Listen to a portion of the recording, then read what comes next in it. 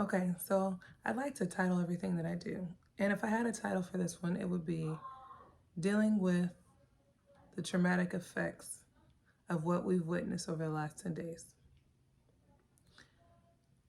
I hope that you all know what I'm talking about, but for the purposes of this time that we spend together, let's just set the scene. We woke up Monday to breaking news that a murder of a man was captured on video.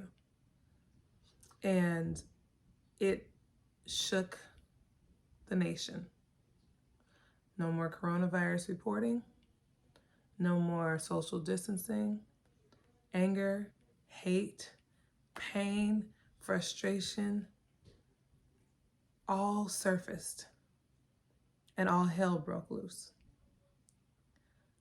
A group of people that have historically been marginalized at its core and at the foundation of this country had enough. And I can honestly say this is the first time that I have seen the most overwhelming response from my people in my Black community, other people in other communities of color, white people, all enraged that a blatant murder happened on TV. And some would argue and say this is a modern day lynching. I didn't know how traumatic and how I had internalized this video and the historic stuff that has been going on. I would classify myself as an advocate if I had to. That's what some people have said, but I just say it's who I am, and that I say the things and I speak up when it's not popular. I go in and change policies. I rewrite documents because it impacts me. It impacts you. It impacts us.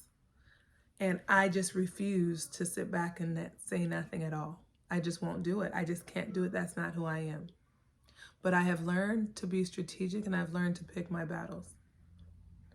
Any battle that I enter has to be for more than just me.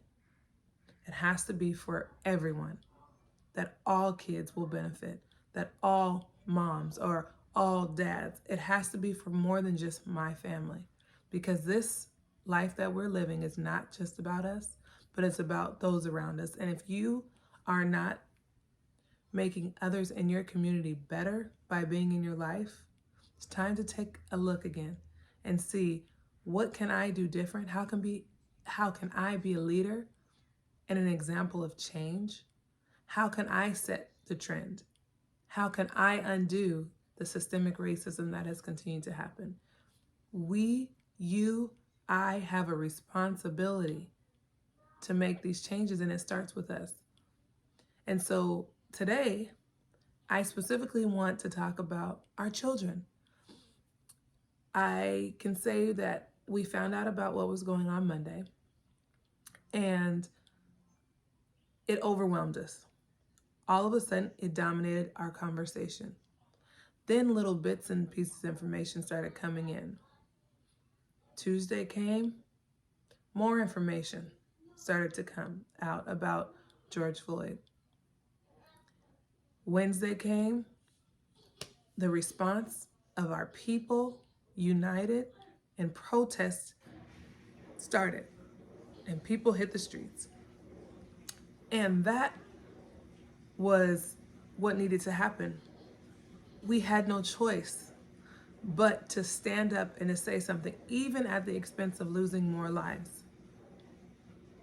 And that was an opportunity for white folks who believe that this was just wrong, who can now put the pieces of this puzzle together and see the big picture, that this has been going on for some time, and that this is what these people have been talking about. They're not crazy, you guys. They are dying. And so this is a time for white folks to acknowledge these people ain't that crazy, y'all. These people are angry and they're hurt and they're frustrated, and they refuse to go back to where we were just being killed and nothing that we could do about it. This is not the time, and we won't stop. And we need you. Black, white, Asian, Indian, Native, Samoan, whatever color you are, whatever nationality you are, whatever ethnicity, whatever religion, you have to make a choice and make a stance. No longer sitting back and not saying nothing. Validate that we're not crazy. We're not crazy for speaking up. The numbers speak for itself. And let me be clear, one of the things that has tried to distract from all of this going on is that there is high rates of black on black crime. High rates. And just recently, I lost my own brother-in-law to this very violence.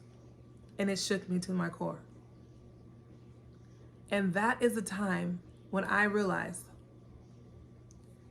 this is an issue that is deep because we have internalized hate towards each other that was done and taught to us by design. And then we get surprised at the outcome that we are killing each other in gangs and we are killing each other over disrespect. I need for you, my people, my black folks, to recognize that this was a systemic, intentional, strategic design to get you and I to hate each other, to roll our eyes at the next sister walking by, to look differently at someone who was darker skinned or lighter skinned, to call her hair pretty and the other one not. That was done by design.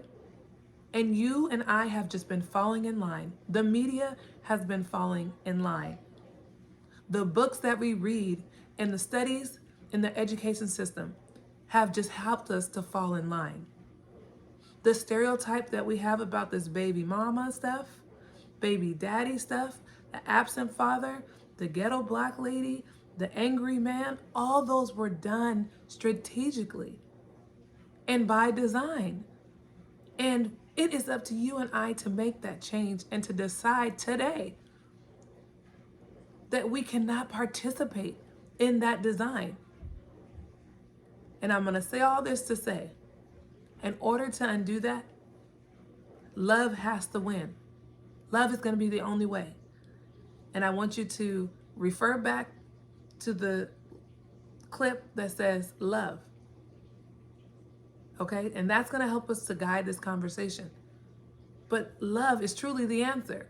Because once you begin to love you, then you can begin to love your family. Then your family can begin to love the community. And guess what? In that community are other people who don't look like you. Then we can begin to grow and heal as a nation. But the first step that we all have to take towards reconciliation is forgiving ourselves for our participation in the system.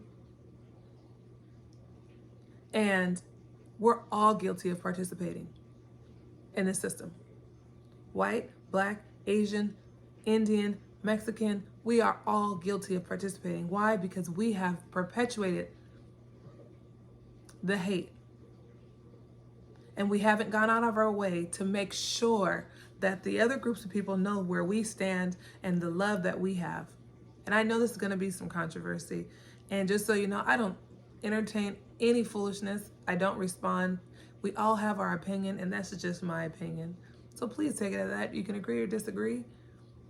But don't let these conversations further the hate that we have for each other. Just don't. We have a responsibility to understand and to educate ourselves on the systems and the things that are put in place to help further marginalize other groups so that other groups can stay superior and continue to rise and elevate. Pay attention to what's going on in the world. That is your responsibility. That is my responsibility. So I wanted to say all that because I had to get that off my chest in order to be able to do some main work. Is forgive yourself first. Recognize your privilege and your disadvantages. Once you do that, begin to think about what I can do and what my role and responsibility is in undoing this hateful system that was designed, then meaningful conversations can begin. Healing can then begin. Sometimes all it takes is an apology, even to someone else that you may have offended, someone else who you may have called crazy, someone else who you may have said they're just talking, they always talk that black stuff. It's time for all that to stop. We have a responsibility to be that change. It starts with you and I. So as we move into the actual meat and the work and the practical application of how to have these conversations with each other, but specifically with our children, do some work for yourself first. Recognize where you're at and where you stand. And once you make that stand, stand there firm. And what I've always said, right is right, wrong is wrong. I don't care what color you are. That's what righteousness really is. That's what justice is. It should be applied to all people of all classes, of all races, of all ages. It is not to be exclusive. Justice is for all. So I want you to know we got some work to do, and we're going to work together.